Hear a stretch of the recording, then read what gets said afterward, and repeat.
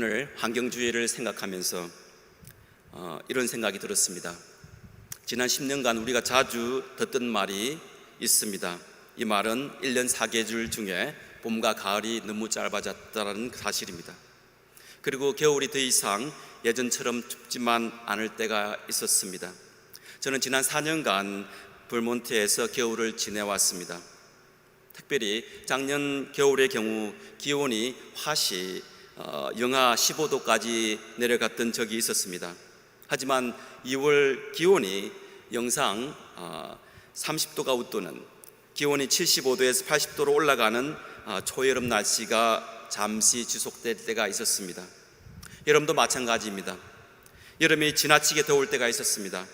올 여름도 많이 더웠었습니다. 여름이 길어지고 있는 것 같습니다. 하지만 이 더운 여름 가운데 난데없이 하늘에서 얼음이 내리기도 했다고 합니다. 멕시코시티 북쪽에 있는 과달라하라는 도시가 있는데 그 전날까지 날씨가 화시로 88도씨 유지가 되었다고 합니다. 이런 여름 날씨를 보였는데 갑자기 하늘에서 우박이 떨어져 가지고 한여름인데도 도시가 얼음에 묻히는, 교통이 마비되는 기이한 현상이 일어났다고 합니다. 갑작스럽게 예고도 없이 우박이 떨어지는 바람에 외곽 지역에서는 무려 2m가 넘는 깊이의 우박이 떨어졌기 때문에 주택과 상가뿐만 아니라 주차해 둔 차들이 수백 대가 파괴가 되었고 차들이 얼음에 잠기는 그러한 현상이 있었다고 합니다. 우리가 깨닫게 되는 사실은 점차 봄, 여름, 가을, 겨울에 경계가 사라지고 있는 것 같습니다. 다시 말해서 우리가 살고 있는 이 땅의 기후의 변화가 생겼다는 것을 우리가 몸소 느끼게 됩니다. 하지만 계절의 이상이 왔다는 것은 그냥 날씨의 변화만이 아닌 것을 오늘 말씀을 준비하면서 깨닫게 되었습니다. 계절의 변화가 있다는 것은 지구의 전반적인 생태계의 변화가 있다라고 하는 것입니다. 잠시 지구가 파괴되고 있다는 그러한 모습을 방금 전에는 영어로 된 비디오가 있었는데 지금은 우리 여성교회에서 보내는 비디오가 있습니다. 이거 아니고요. 네, 그 다음 한글로 된 비디오가 있습니다. 네. 그 비디오를 잠시 보고 이야기를 나누겠습니다.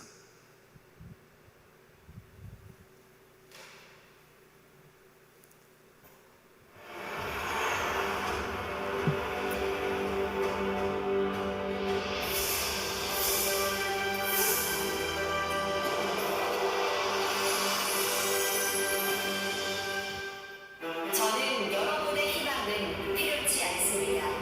여러분의 패닉에 빠지길 바랍니다. 제가 매일 느끼는 공포를 함께 느끼길 바랍니다. 집에 불이 난 것처럼 행동하십시오. 세계 과학자들과 기후운동가들은 기후대응을 위한 시간이 얼마 남지 않았다고 거듭 경고하며 즉각적인 행동을 요구하고 있는데요.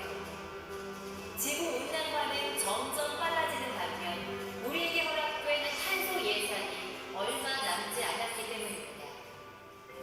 파리 기후협약은 인류의 생존을 위해 산업화 이전 대비 지구 평균 온도 상승을 섭씨 1.5도 이내로 억제하는 것을 목표로 하는데요.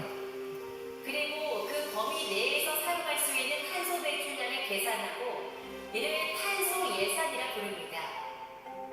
올해 발표된 보고서에 따르면 2020년부터 2100년까지 섭씨 1.5도 상승을 제한할 수 있는 탄소 예산은 400기가톤.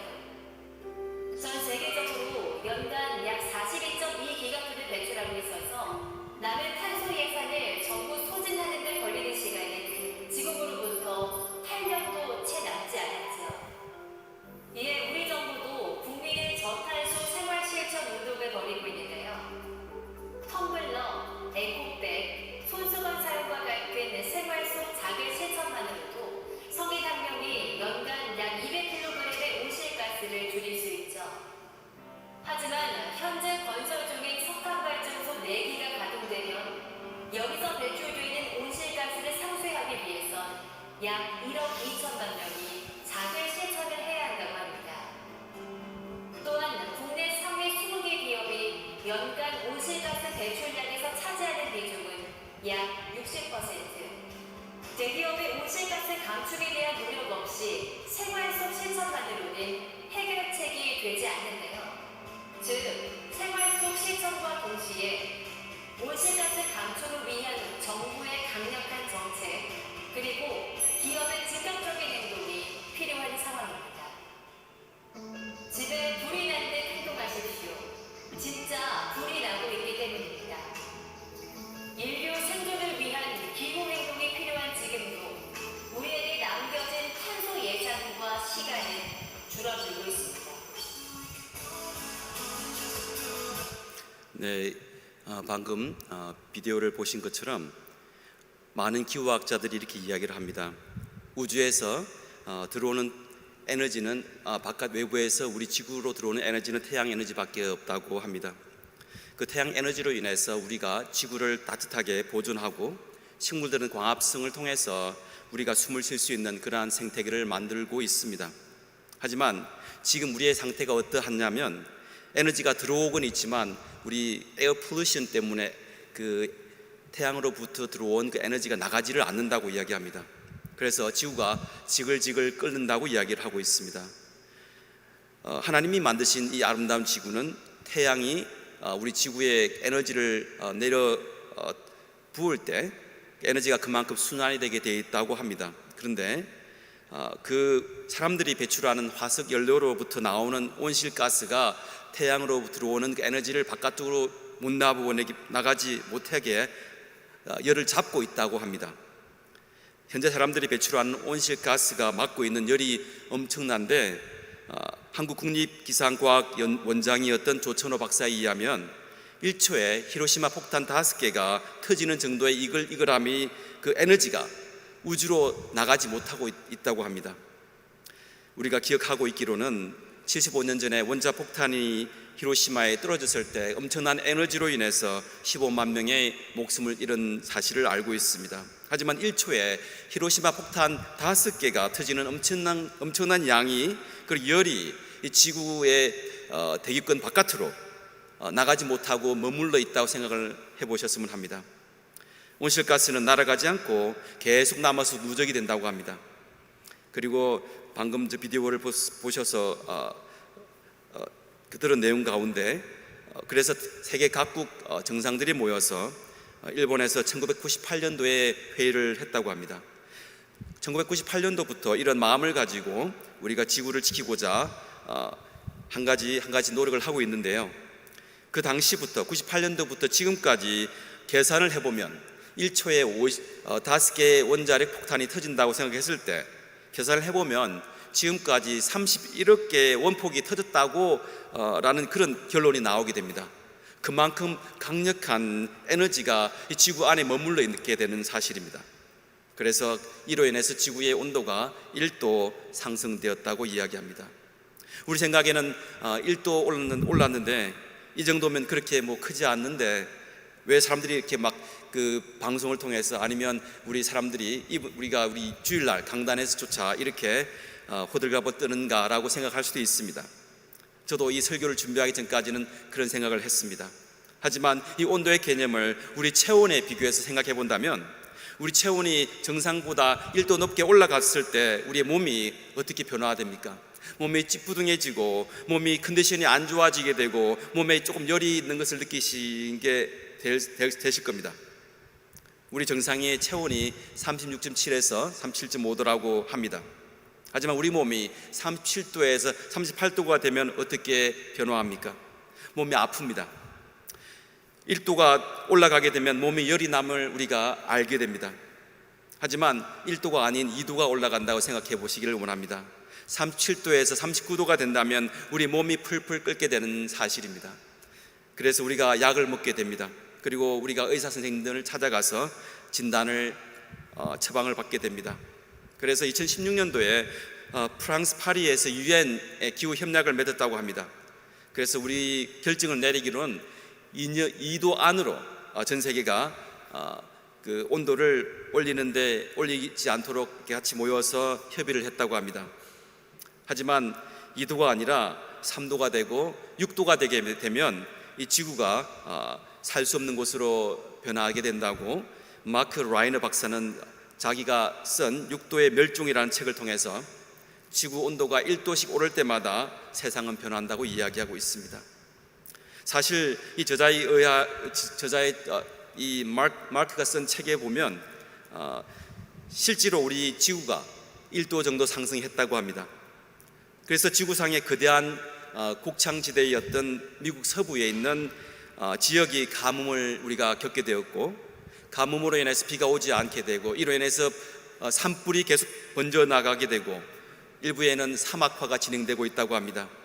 사막화가 진행된다는 것을 무엇을 의미하고 있습니까? 우리가 주식으로 먹고 있는 우리 곡물들 뿐만 아니라 과일들 또한 우리가 더 이상 먹을 수 없게 되는 사실입니다. 그 재료가 이제 제한적이다 보니까 가격이 급등하기 시작합니다. 그래서 우리는 경제적으로 타격을 입을 수밖에 없음을 우리가 알게 됩니다. 하지만 지구 평균 기온이 섭씨 2도가 상승하게 되면 더욱더 심각한 현상을 가져오게 된다고 합니다. 실제로 2003년도에 유럽의 몇 나라에서는 기온이 평균보다 2.3도 정도 높아졌다고 합니다. 그래서 2만 명에서 3만 명에 이르는 사람들이 사망했다고 합니다. 이런 이야기가 먼 다른 나라에서 벌어지고 있는 일이 아닌 것입니다. 기후학자에 의하면 지금 이대로 생태계가 파괴된다면 2050년이 되면 지구 전체가 아마도 2도 정도 더 올라간다고 이야기합니다. 그리고 나중에 평균 기온이 4도 정도 상승하게 되면 대부분의 해안 도시는 더 이상 살 수가 없게 된다고 합니다. 그래서 내륙으로 아마 난민들이 올라올 수밖에 없는 그러한 현상을 우리가 예측합니다. 바다 얼음은 전부 사라지게 됩니다. 겨울이 되어도 얼음이 더 이상 얼지 않는다고 합니다. 더욱더 무서운 사실은 눈이 사라지게 되면 얼어붙었던 토양이 녹으면서 엄청난 양의 메탄가스가 배출된다고 합니다. 이로 인해서 우리 산소 배출량에 대해서 계속 걱정하고 있지만 탄소 배출량이 700%까지 솟아나게 되면 지구는 우리가 막을 수 없는 정도까지 올라간다고 합니다. 우리는 이러한 결과적인 사실만 보고 마음 아파할 것이 아니라 왜 이러한 일이 일어나고 있는지에 대해서 오늘 말씀을 통해서 깨닫기를 원합니다. 그렇다면 왜 지구의 기온이 올라가고 있습니까? 그 이유는 지구의 아름다운 지구의 생태계가 우리 인간들에 의해서 파괴되고 있기 때문인 것입니다. 하나님이 이 세상을 창조하셨을 때 하나님께서 보시고 너무나도 보기 좋다고 말씀하셨습니다. 이 아름다운 지구가 인간들의 손에 의해서 파괴되고 있는 것입니다. 지난 300년 동안 인류는 산업화를 위해서 화석연료를 계속 사용하게 되었습니다. 거기서 발생한 우리 온실가스로 인해서 지구는 점차 뜨거워졌던 것입니다. 그리고 여러분들이 알고 있는 사실과 같이 아마존 열대 우림의 면적이 미국의 절반이라고 이야기합니다. 가장 큰 그 아마존 열대 우림이 지구를 살리는 그러한 탄소를 흡수하는 공급원으로서 역할을 했는데 지금 계속적으로 아마존의 숲이 나무가 이렇게 잘려져 나가게 되고 지난 6개월 새 뉴욕 면적의 5배에 달하는 나무가 베어졌다고 이야기합니다. 산업화로 인해서 경제가 성장을 하게 되고 이로 인해서 우리가 조금 더 윤택한 생활을 하게 되었습니다. 삶의 풍요를 가져왔습니다. 하지만 산업화 때문에 우리 인류의 생존이 위협을 받고 있는 상황에 처하게 되었습니다. 우리 인간들의 무분별한 개발로 인해서 하나님이 만드신 아름다운 생태계가 파괴되어져 가고 있습니다. 오늘 본문 말씀인 창세기 1장 28절 말씀을 다 같이 읽겠습니다. 하나님이 그들에게 복을 베푸셨다. 하나님이 그들에게 말씀하시기를 생육하고 번성하여 땅에 충만하여라. 땅을 정복하여라. 바다의 고기와 공중의 새와 땅 위에 살아 움직이는 모든 생물을 다스리라고 하셨습니다. 하지만 오늘 말씀을 다시 한번 묵상하는 가운데 하나님께서 우리에게 하신 말씀이 생육하고 번성하고 충만하라. 이 아름다운 세상을 더욱더 우리가 즐기면서 하나님의 뜻을 깨달아라. 그리고 땅을 정복하라고 하셨습니다. 다시 말해서 하나님이 정복하라는 그 의미를 다시 한번 우리가 찾아보면 우리가 인간 마음대로 땅을 마음대로 해라고 하는 것은 아닌 것입니다. 생태계가 파괴되고 지구의 온도가 올라가는 그 근원적인 이유는 무분별한 우리의 탐욕 때문에 발생한 것이었습니다. 그렇기 때문에 지구 생태계가 파괴되어 가고 있고 이 세상은 하나님이 원하시지 않는 세상으로 변화되어 가고 있습니다. 하나님 말씀하신 정복하고 다스리라 라고 하셨던 말씀은 우리에게 자연을 맡겨주신 것입니다. 생태계를 잘 돌보아야 된다고 하시는 것입니다. 하지만 생태계가 파괴되어 가고 있는 그러한 지금의 세계를 보면서 과연 하나님은 하나님의 말씀을 올바로 우리가 이해하고 있는가라는 근원적인 질문을 하게 되는 것입니다. 우리가 지난 2년 동안 코로나19로 인해서 얼마나 많은 고통을 당하게 되었습니까? 하지만 기후학자에 의하면 이런 이야기를 하고 있습니다. 그리고 미래학자이며 유펜 대학의 교수인 제레미 리프킨이라는 분은 이런 이야기를 했습니다. 그가 공감의 시대라는 책을 쓰게 되었는데 그의 책에 의하면 1990년도까지 인간이 지구상에 차지하고 있는 그 땅이 14%밖에 되지 않았다고 이야기합니다. 하지만 2000년도가 되었을 때 인간이 거주하고 있는, 사용하고 있는 그 땅이 지구 전체의 77%, 우리가 거주할 수 있는 땅 전체에서 바다를 제외한 우리가 지구에 있는 그 인랜드의 77%를 인간이 차지하고 있다고 합니다. 이 말은 우리 인간의 무분별한 개발로 인해서 야생동물이 살아갈 공간이 사라지고 있다는 것을 이야기합니다. 동물들이 차지하고 있던 그 공간마저 우리 인간이 다 지금 사용하고 있게 된 것입니다. 그러다 보니까 오랜 동안 야생동물에 살고 있던 박테리아나 바이러스들이 살 곳을 잃어버렸다고 이야기합니다. 그래서 이들이 바이러스들이 살고자 살 수 있는 공간을 찾다 보니까 결국은 인간의 몸으로 찾아오게 되었는데 그게 코로나19라고 이야기합니다. 이렇게 많은 생태학자들이 이야기를 하고 있습니다. 이런 관점에서 코로나19라는 것은 우리 인간이 넘어야 될 그 선을 넘었기 때문에 발생한 우리의 잘못된 행동으로 인한 결과로 우리가 이렇게 고통을 당하고 있다고 이야기하고 있습니다. 하지만 더욱더 무서운 사실은 코로나19는 야생동물에 살고 있는 그러한 바이러스 중에서 극히 작은 일부라고 이야기하고 있습니다.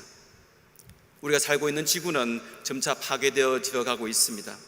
하나님이 만드셨던 그 아름다웠던 그 지구가 본래의 기능을 상실하게 되었습니다. 결과 기후가 변화가 되었고 자연재해가 번번이 일어나게 된 것입니다. 그래서 우리가 말씀을 통해서 다시 한번 깨닫게 되는 사실은 코로나19는 우리 문명에 대한 일종의 빨간 레드 스탑 사인이지 않을까라는 생각을 하게 되었습니다. 우리가 운전을 하다 보면 가속 페달을 잠시 멈춰야 될 때가 있습니다. 왜냐하면 그 지역은 우리가 조심해서 운전을 해야 되기 때문입니다. 스탑 사인이 있다는 것은 우리가 잠시 멈추고 주변을 돌아봐야 하는 것입니다. 지구의 몸이 아프고 왜 지구가 아프게 되었는지를 우리가 생각해 보아야 할 때입니다. 그리고 더 이상 지구가 아프지 않도록 우리가 조치를 취해야 하는 단계까지 우리가 왔다는 것입니다. 지구의 온도가 1도씩 상승하고 있는데 우리가 아무런 대응조차 하지 않는다면 하나님이 우리에게 주신 선물인 지구가 더욱더 심각한 수준으로 변할 수밖에 없는 사실을 우리는 알아야 하는 것입니다. 지금은 오늘 말씀을 통해서 우리가 지구를 보살펴야 하는 것입니다. 다스려야 하는 것입니다. 지구를 정복해야 하는 것입니다. 우리 삶이 지나칠 정도로 소비주의와 물질주의에 빠져 있음을 고백하게 됩니다. 사람들은 경제적인 이득이 된다면, 자기만이 편하다면 무엇이든지 그리낌없이 서슴지 않고 자연을 파괴하게 됨을 보게 됩니다. 하지만 우리가 기후변화를 통해서 깨닫게 되는 중요한 사실은 자연을 파괴하는 정도가 그 수준을 넘어섰다고 하는 것입니다. 그렇다면 우리는 어디로 가야 합니까? 우리는 무엇을 해야 합니까? 우리 기독교인들은 어떠한 행동을 해야 합니까? 기독교인을 포함한 이 땅의 모든 사람들은 어떻게 살아가야 합니까? 이 가속을 늦추거나 멈추지 않으면 지구 생태계와 인류는 곧 파멸에 이를 수밖에 없음을 우리가 보게 됩니다. 우리가 지금 멈추지 않으면, 우리의 생활 패턴이 바뀌지 않으면 이 아름다운 자연은 파괴되고 마는 것입니다. 그래서 특별히 이번 연합여성교회에서 각 교회별로 환경주의를 만들고자 했습니다. 그리고 우리가 해야 할 실천 사항을 이렇게 주고 뒤편에 보시면 우리가 할 수 있는, 사실은 조금 번거롭기도 하지만 할 수 있는 실천 사항들을 이렇게 적어 보았습니다. 하나님 만드신 이 아름다운 지구를 보존하고 우리가 유지하고자 하는 그런 마음으로 인해서 조금이나마 이 운동에 동참하기를 원합니다. 우리가 아껴 쓰고 다시 쓰고 그리고 바꿔 쓸 때 하나님이 만드신 이 아름다운 세상을 온전히 치유할 수는 없을지라도 생태계가 파괴되는 그 속도를 조금이나마 늦출 수 있는 것입니다. 우리가 함께 모여서 주님의 숲을 이루게 될 때 세상 살에 지친 사람들이 다가와서 새로운 희망을 품게 되고 새로운 세상의 꿈을 꾸게 되는 것입니다. 주님의 숲에는 미국인이나 한국인이나 유대인이나 이방인이나 차별이 없는 곳입니다. 많이 배운 자나 덜 배운 자의 차별이 없는 곳입니다. 남녀노소를 불문하고 높고 낮음에 차별이 없는 곳이 주님의 숲입니다. 주님은 그 모든 이들에게 풍성한 은혜를 내려주심을 우리가 알고 있습니다. 우리는 주님을 믿고 우리 마음으로 입술로 고백을 하게 되었습니다. 그래서 이런 아름답게 하나님의 자녀로 자라가게 되었습니다. 이제 구원받은 사람다운 삶을 통해서 우리의 믿음을 우리가 살고 있는 이 지구에도 입증을 해야 하는 것입니다. 주님의 도우심으로 우리의 삶이 날마다 풍성한 열매를 맺을 수 있기를 원합니다. 이 시간 다 같이 합심해서 기도하는 시간을 갖기를 원합니다. 기도 제목이 우리 스크린에 나와 있습니다. 한 가지 기도 제목이 있는데요, 우리 인간의 무분별한 개발로 인해서 하나님이 만드신 아름다웠던 지구 생태계가 파괴되어지고 있습니다. 우리가 영적으로 깨어서 이 아름다운 자연을 더 이상 파괴하지 않도록 자연을 보호해달라고 다스리며 자연과 더불어 살아가게 해달라고 다 같이 합심해서 기도하는 시간을 갖겠습니다. It is our time to reaffirm our faith, thinking of the nature the Lord has given us. Let us pray. 하나님 아버지, 우리 인간들은 하나님이 우리에게 맡기신 이 아름다운 자연을 파괴하고 있습니다. 하나님, 우리의 죄를 용서하여 주시옵소서. 우리에게 더 이상 자연이 파괴되지 않도록 하나님이 허락하신 이 아름다운 자연을 보호하면서 자연의 아름다움을 잘 유지하면서 살아갈 수 있는 지혜가 필요한 때입니다. 하나님, 인도하여 주시옵소서. 특별히 오늘 주일 당신의 자녀들이 모여서 연합선교 주체로, 연합여선교회 주체로 각 교회별로 환경주의를 만들었습니다. 그리고 우리가 해야 할 실천 사항들을 이렇게 만들어서 이렇게 동참하고자 합니다. 하나님, 우리가 때로는 번거롭고 쉽지 않고 힘이 들지만 우리가 이 운동에 동참하고자 합니다. 그리고 오늘 우리가 드린 이 예배가 진정과 신령으로 드리는 예배가 되게 도와주시옵소서. 하나님의 마음을 기쁘시게 하는 이 예배가 되기를 원합니다. 특별한 기도 9기는 우리 그레이스 비전 교회가 예배 처소를 이전하는 과정에 있습니다. 이를 위해서 트러스티 위원회가 진행되고 있는 과정을 오늘 잠시 들려줄 예정입니다. 하나님, 우리의 의사결정을 서로 나누는 이 시간, 하나님, 당신의 자녀들 기억하여 주시고 이 모든 일들이 주님의 마음을 기쁘시게 하는 일이 되기를 원합니다. 인도하여 주시옵소서. 이 모든 일들 가운데 하나님의 함께 하심을 믿으며 우리 주 예수 그리스도의 이름으로 기도드렸사옵니다. 아멘.